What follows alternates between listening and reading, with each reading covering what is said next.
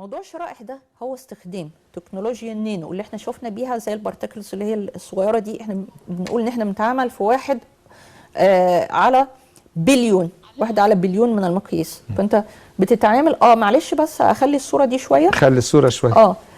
شرائح التحكم دي اللي اسمها رفيد. فبقول شرائح التحكم دي من اهم الحاجات اللي هي عملها تكنولوجيا النانو، اتعملت بتكنولوجيا النانو. على فكره دي مذكوره في النبوءات برضو المقدسه، ان هي دي اسمها شريحه الدجال، شريحه التحكم بتاع الدجال، او الشريحه رقم 666 اللي هي الرمز الدجالي.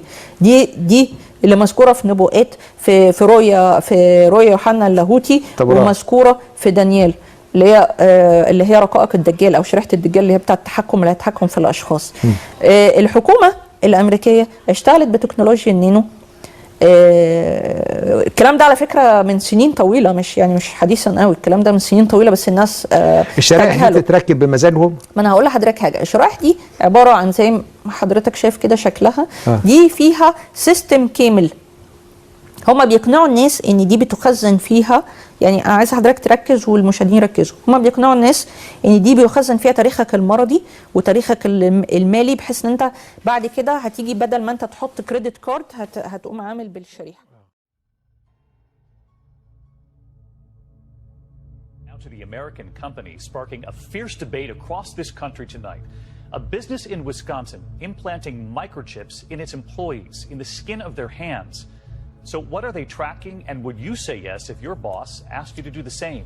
This is serious stuff. We're talking about a nonstop potential connection to my body. I can't turn it off. I can't put it away. It's in me. That's a big problem. Somebody put an implant inside me. I found it this morning. Back in 2004, the Manchurian Candidate suggested a future where humans are chipped and controlled. We have been warned. Three Square says their employees cannot be tracked by satellite. Melissa Timmons was skeptical, but is now chipped.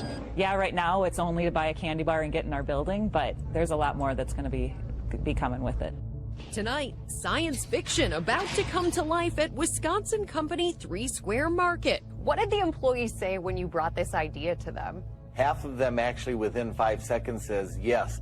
CEO Todd Westby, along with 50 employees, implanting microchips the size of a grain of rice between their forefingers and thumbs, allowing them to unlock doors at work, even pay for snacks with the swipe of a hand. The microchips are radio frequency identification tags, the same technology widely used in things like key cards. What did it take to persuade the holdouts? Basically, we had to explain to them there's no tracking of the information. It's not GPS or anything like that. Pinched a little bit, not bad at all though. It takes just a few seconds and Tony Danner is standing at a new frontier in technology. It feels pretty amazing. It's excited about where we can take this technology. Microchip implants have been around for some time. Jason Bourne's journey to discover his identity 15 years ago began after this chip was dug out of his back. By next week, at least 50 of his 80 employees have signed up to become bionic, using what's called a RFID transponder in a microchip meant to make the workplace experience faster and more efficient. So when you have the chip, you're just going to hold it up here and all those same options will come up? Westby says they are not GPS enabled yet. You're not going to be tracking your employees around town to see what they're up to and what they're doing? No, we will not. It's for entrance to the building, logging into computers, making purchases in our break room market. Westby says even if GPS became available, he would not use it on employees.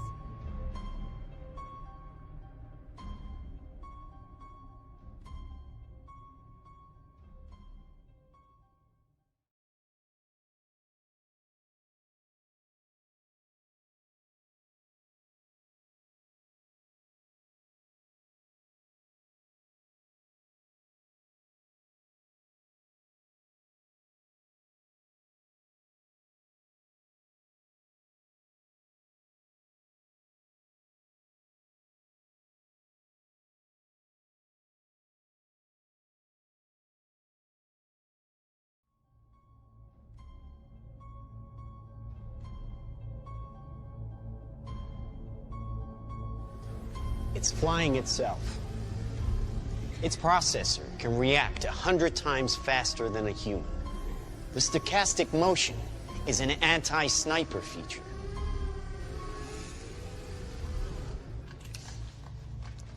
Just like any mobile device these days, it has cameras and sensors, and just like your phones and social media apps, it does facial recognition. Inside here is 3 grams of shaped explosive. This is how it works.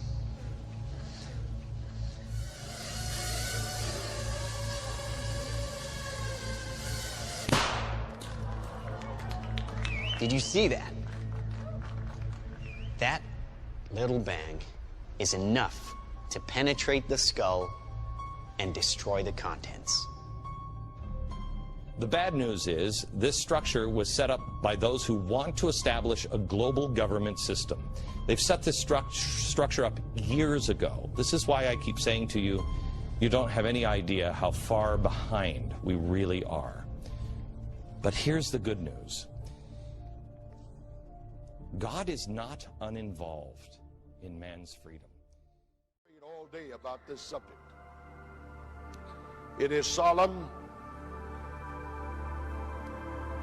It is very moving because everybody who gets the mark of the beast is lost without exception.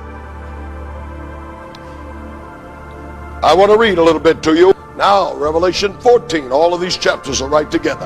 And verse 9, the Bible says, and the third angel followed them, saying with a loud voice, if any man, if what? If any man worship the beast and his image and receive his mark in his forehead or in his hand, the same shall drink of the wine of the wrath of God, which is poured out without mixture into the cup of his indignation, into the cup of his indignation, and brimstone in the presence of the holy angels and in the presence of the Lamb, and the smoke of their torment ascendeth up forever and ever, and they have no rest day nor night, who worship the beast and his image, and whosoever receiveth the mark of his name.